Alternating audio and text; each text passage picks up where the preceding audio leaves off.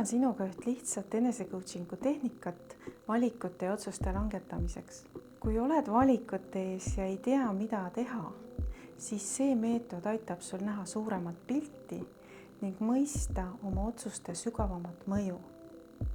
See ei ole lihtsalt loetelu plussidest ja miinustest, vaid süsteemne viis analüüsida oma valikuid nii loogiliselt kui ka loovalt.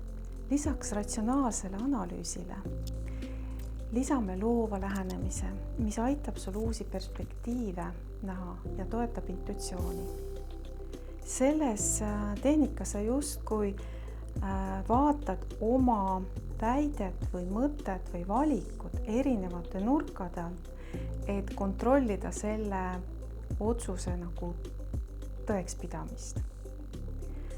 Aga loovus ja loogika kokku pannes, et miks see kombineeritud lähenemine võib kasulik olla.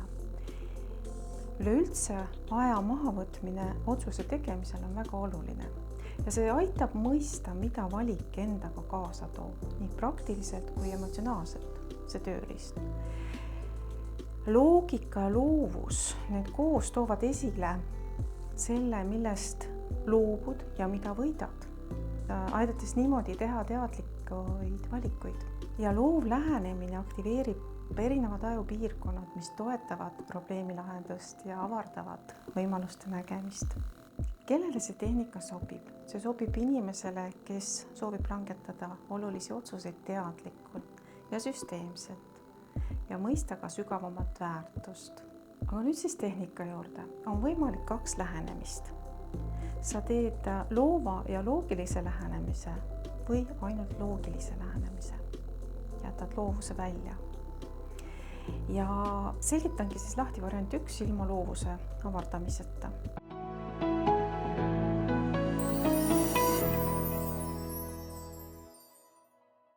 Variant 1 siis ilma loovuse avardamiseta. Võta paber ja pliiats ning joonista romb. See võib olla väiksem või suurem, oluline on, et see on sul silme ees. Jaga romb 4 sektoriks ja kirjuta igasse sektorisse vastavad märgid.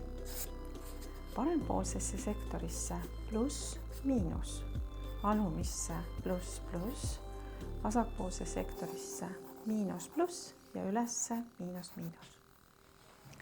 Võtame ka ühe näite olukorrast, mida siis variantidena kaaluda. Oletame, et sul on valik, kas minna uuele ametikohale või jääda samale positsioonile. Igat sektorit, neid plusse ja miinused aitab analüüsida ka toetavad küsimused.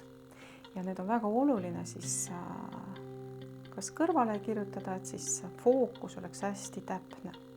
Parempoolne sektor, küsimus pluss miinus juurde, positiivne, negatiivne, mis juhtub, kui ma ei vali varianti X ehk siis seda tööpakkumist näiteks.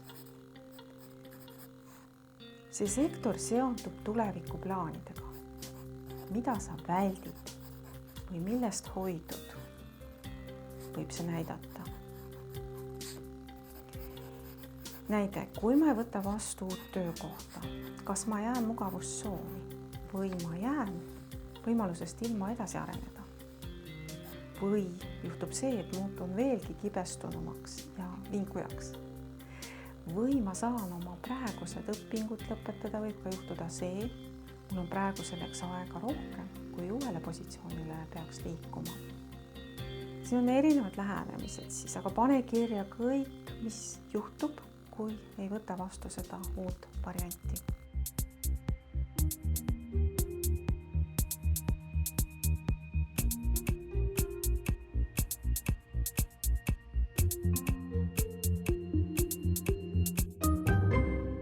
Alumine sektor, mis juhtub, kui ma valin variandi X. Kujutle, millist mõju see valik su elule avaldab. Kuidas see aitab sul oma eesmärke saavutada või hoopis takistab? Näiteks, kui ma alustan uues ametis, kas ma saan rohkem areneda ja leian suurema rahulolu või hoopis ma pean lahkuma oma perest, kolides mujale ja see võib tekitada probleeme meie omavahelistes suhetes, et need asjad võivad juhtuda.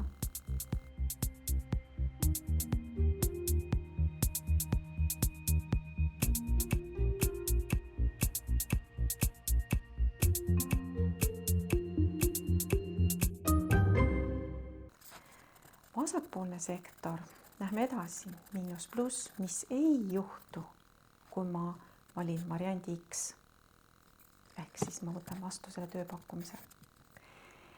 See sektor aitab sul mõista, millest sa loobud või mis jääb samaks. Mis jääb olemata, kui ma valin variant. Võib olla ka ärevus. Uues kohas alustades jääb olemata. Kolimine välismaale jääb olemata. Jääb olemata enesega rahulolu. Pane kõik variandid kirja.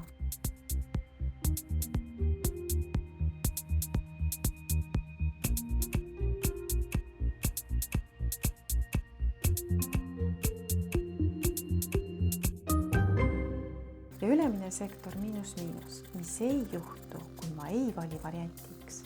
Siin peegelduvad meie sisemised väärtused, alateadlikud soovid ja ka hirmud. Näiteks, kui ma ei vaheta töökohta, kas ma kahetsen hiljem või ei juhtu see, et ma olen õnnelik.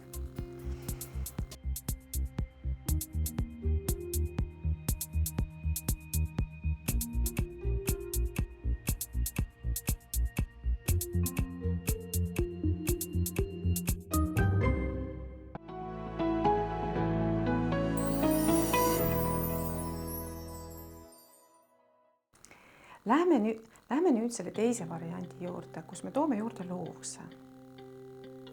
Kui ma ütleksin sulle, et joonistamine aitab sul teha paremaid otsuseid, kas sa hakkaksid siis naerma või jookseksid joonistusbloki järele? Väga tihti ma kuulen sellist juttu, et ma ei ole loov. Ma ei oska midagi joonistada, ma ei oska midagi teha. Ma kuulen seda tegelikult kogu aeg. Ja ausalt, ma olen ise ka sama öelnud. Muideks, üks fakt minust. Ma sain koolis väga suurt kriitikat joonistamistunnis ja hindeks näiteks mändide joonistamise eest 2. Aga see tähendab seda, et ma ei ole loov. Ei, see tähendas lihtsalt, et õpetaja ootas väga spetsiifilist puud. Ilmselt mänd, mis ei näeks välja nagu kõver makaron, mis mina tegin. Aga nüüd tõsiselt. Loovus tähendab uue perspektiivi leidmist ja oma mõtlemise avardamist. Ja siin tuleb nüüd selle tehnika juurde üks väike trikk. Sa aktiveerid mõlemad ajupoolkerad enne kui hakkad otsust analüüsima. Enne kui süvened analüüsi ja otsuse pluss-miinuseid kaaluma, võid oma rombi joonistada, värvida või täiesti kunstiliselt kujundada. Võta selleks aega. Jah, võta värvipliiatsid, markerid või isegi kleepsud loovusel voolata. Miks? Sest teadus ütleb, see rahustab su ratsionaalset meelt, et sa saaksid otsuseid langetada selge peaga.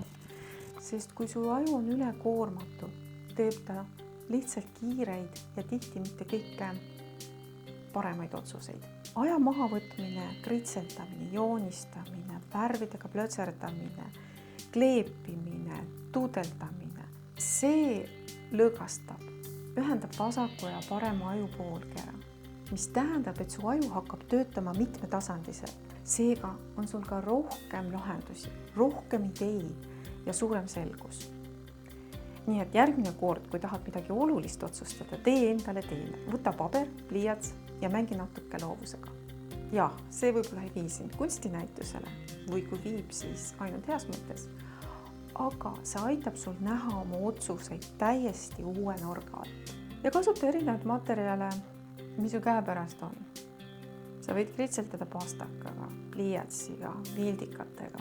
Kus seda tehnikat kasutada? Kasutusvõimalused on siis laiad. Näiteks meie näiteski uue töökoha valimine, eluvalikute tegemine, elukoha muutmise otsustamine, igasugune oluline valik, mille mõju on pikaajaline. Kui oled kõik 4 sektorit läbi töötanud, peaks sul olema selgem arusaam oma valikust. See tehnika aitab sul mitte ainult mõista, mida otsust endaga kaasa toob, vaid ka märgata oma väärtusi, hirme ja sisemisi soove. Ja küsimus sulle, kas oled kunagi kasutanud mõnda süsteemset meetodit otsuse tegemisel? Proovi seda meetodit täna järele ja jaga oma kogemust. Jaga sõbrale, see on kättesaadav, tasuta. Sa võid seda teha ka meeskonnas, et leida õige lahendus mingile tegevusele, ideid genereerida veel juurde. Nii et see on universaalne tööriist just erinevate väidete, otsuste paikapidamise kontrollimiseks.